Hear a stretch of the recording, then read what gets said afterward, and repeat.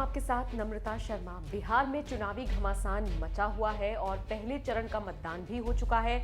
2 चरणों के मतदान बाकी हैं और 10 नवंबर को तस्वीर साफ हो जाएगी। यकीन मानिए ये जो 10-12 दिन का पीरियड है ये हर चुनावी पार्टी के लिए एक चिंता का विषय बना हुआ है। न सिर्फ एक्साइटमेंट बल्कि अंदर ही अंदर एक डर भी है।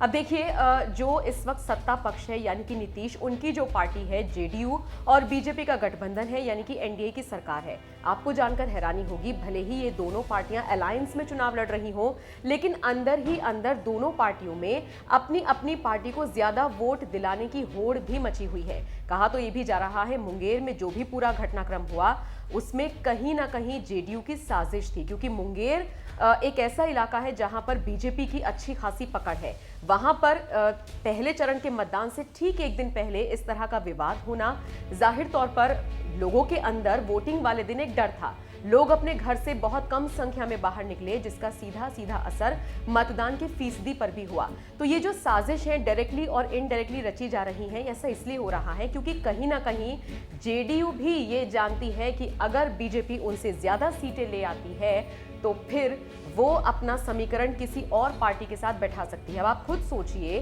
कि अगर बीजेपी की ज्यादा सीटें आती हैं और जेडीयू अच्छा प्रदर्शन नहीं करती है तो फिर क्या गारंटी है कि बीजेपी जेडीयू के साथ ही जाएगी। अब आप सोचेंगे कि भाई मोदी तो खुलेआम बोल रहे हैं कि अगर हम अच्छा प्रदर्शन करते हैं, अगर क्या वो तो कह रहे हैं कि हम अच्छा प्रदर्शन करेंगे और नीतीश कुमार फिर से एक बार मुख्यमंत्री बनेंगे। लेकिन अगर आपने गौर फरमाया होगा, एक चिराग पासवान भी है, तेजस्वी यादव भी हैं, ये लोग खुलकर मोदी के खिलाफ नहीं बोल रहे हैं, नीतीश पर निशाना साध रहे हैं लेकिन मोदी के खिलाफ नहीं बोल रहे हैं।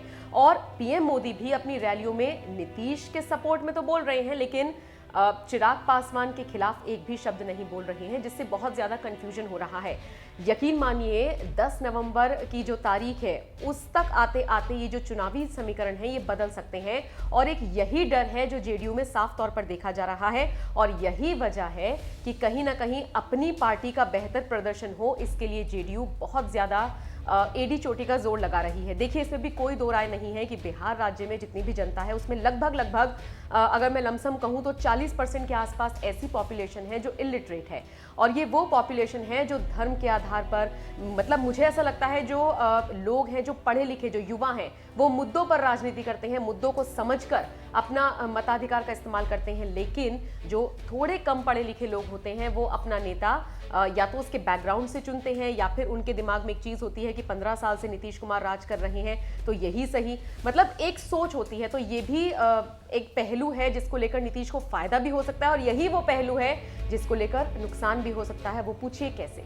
वो ऐसे क्योंकि एक तरफ नीतीश हैं तो उसी पार्टी का जो सहयोगी पार्टी में कहूं तो बीजेपी की तरफ से मोदी का चेहरा नजर आ रहा है। तो अगर दोनों ही पार्टी की बात करें तो पीएम नरेंद्र मोदी का चेहरा काफी इस मामले में नीतीश कुमार से उनका ओहदा बहुत बड़ा है, इसलिए उनकी फैन फॉलोइंग भी बड़ी है। इसलिए अगर दोनों पार्टियां आपस में साजिश रचती हैं या फिर इफ एंड बट की सिचुएशन होती है तो बीजेपी के जीतने के चांसेस या फिर ज्यादा अच्छा प्रदर्शन के चांसेस ज्यादा है। अब देखिए बीजेपी भी एक ऐसी पार्टी है जो गाहे बगाहे वादा खिलाफी करती रही है, पहली बार नहीं बल्कि कई बार, चाहे शिवसेना हो, चाहे बहुत सारे ऐसे दल रहे हैं बीजेपी के साथ जिनको झटका दिया है बीजेपी ने लास्ट मोमेंट पर। और ऐसा ही जेडीयू के साथ भी होता रहा है। नीतीश ऐसे हैं जिन्होंने लालू प्रसाद यादव को झटका दिया, शरद यादव को झटका दिया, जॉर्ज फर्नांडिस को झटका दिया। तो ये तो झटके वाली पार्टियां हैं। तो ऐसे में अगर आपस में भी एक दूसरे के साथ क्लैशेस होते हैं तो यकीन मानिए आने वाले दिनों में चुनावी समीकरण जो है वो बदल सकता है। अच्छा, एक चीज और है ऐसे में, राजनीतिक विश्लेषकों का ये कहना है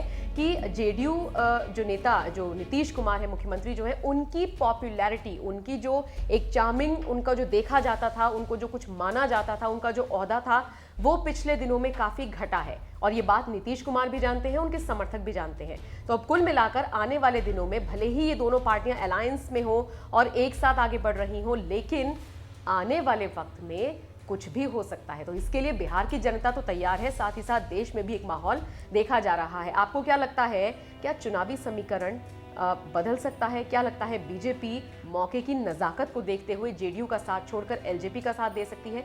देखना बहुत दिलचस्प होगा। आप अपनी राय इस पर जरूर बताइएगा।